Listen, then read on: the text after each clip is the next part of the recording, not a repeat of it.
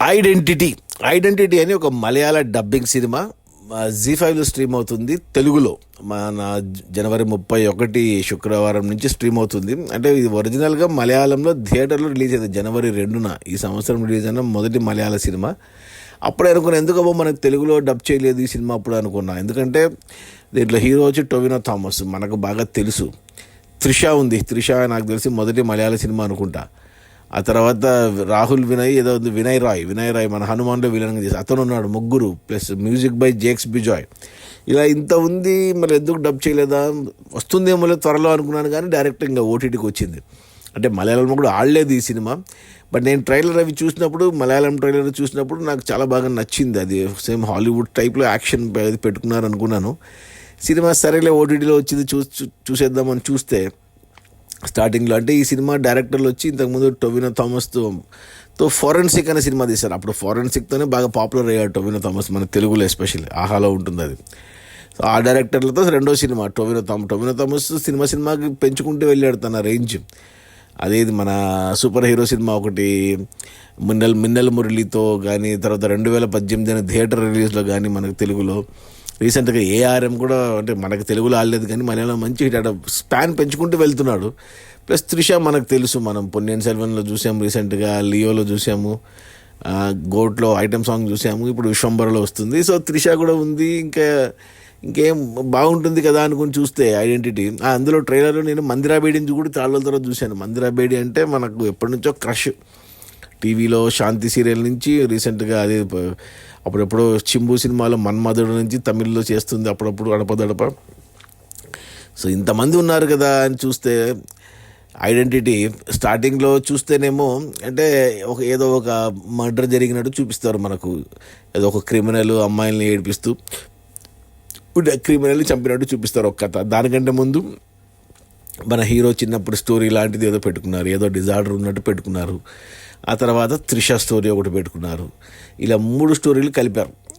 ఒక అరగంట వరకు కొద్దిగా బాగానే వెళ్ళింది, ఇంట్రెస్టింగ్గానే వెళ్ళింది, అర్థమైంది కొద్దిగా అరగంట పాటు.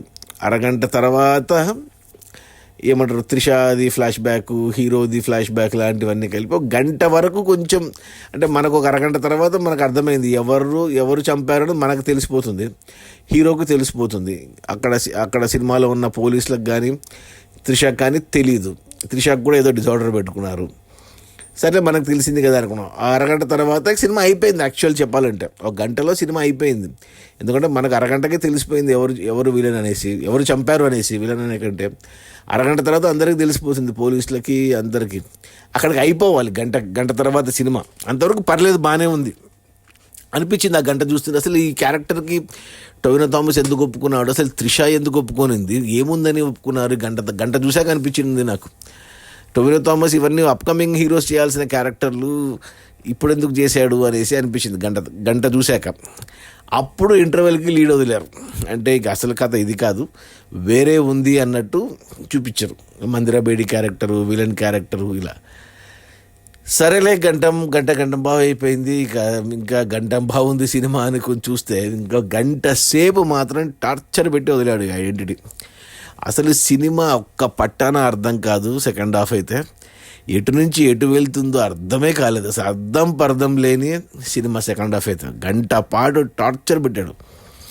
అసలు ఎట్ట ఒప్పుకున్నాడు టొవినో థామస్ ఈ సినిమా, త్రిష ఎందుకు ఒప్పుకోనిందో అసలు అర్థం లేదు. అసలు ఒక గంట పాటు సినిమాకి 2 గంటల సినిమా అయ్యాక ఒక క్లారిటీ అంటే ఇంక ఏదో ఒక మధ్యన ఒక చేజ్ పెట్టుకున్నాడు, కార్ చేసి కొద్దిగా రిచ్గా తీశారు లొకేషన్స్ కానీ, లేకపోతే ఆ కార్ చేసారు కానీ ఏదో హాలీవుడ్ సినిమా లాగా తీశారు, రిచ్గానే తీశారు. కానీ బట్ ఎంత కన్ఫ్యూజింగ్ ఉందంటే సెకండ్ హాఫ్ ఒక పట్టణ అర్థం కాదు. స్క్రీన్ ప్లే వెనక్కి ముందుకి ఏది ప్రజెంట్ ఏది పాస్ట్ అనేది అర్థమే కాదు. అర్థమైనా కానీ అసలు కలగా పులగంగా ఉంది, అతుకుల బొంత మాదిరి ఉంది. అసలు అసలు ఫస్ట్ హాఫ్ అంతా ఎక్కడ పోయిందో అసలు, అదంతా ఈ డిజార్డర్లను ఎక్కడ పోయినాయో ఏంటో అసలు. సరే 2 గంటలు అయింది. తర్వాత ఒక అరగంట పాటు ఒక ఏరోప్లేన్ ఎపిసోడ్ పెట్టుకున్నారు బాబు. ఇంకా అప్పుడు మన హీరోకి ఎలివేషన్ అయితే ఏది పోకిరి టైప్లో ఎలివేషన్ ఇచ్చినారు. అది ఇచ్చి మళ్ళీ ఆ ఫ్లైట్ ఎపిసోడ్ ఏందో అనుకుంటే ఏంటేంటో ఫ్లైట్లో అసలు అసలు ఏం చేయాలనుకుంటున్నారు 2 డైరెక్టర్లు, వాళ్ళు ఏదో పేర్లు ఉన్నాయి వాళ్ళవి. అసలు ఏంటో అసలు జేక్స్ బిజాయ్ మ్యూజిక్ అయితే ఎక్కడుందో కూడా అర్థం కాలేదు నాకు. ఇలా అరగంట పాటు ఫ్లైట్ ఎపిసోడ్ పెట్టుకొని సినిమాని ఎండ్ చేయలేదు, మళ్ళీ దీనికి లీడ్ ఇచ్చారు. ఇంకా ఎందుకులే ఈ 2.5 గంటలు అయితే, మరి లాస్ట్ గంటనైతే అయితే టార్చర్ అనుభవించాను నేనైతే.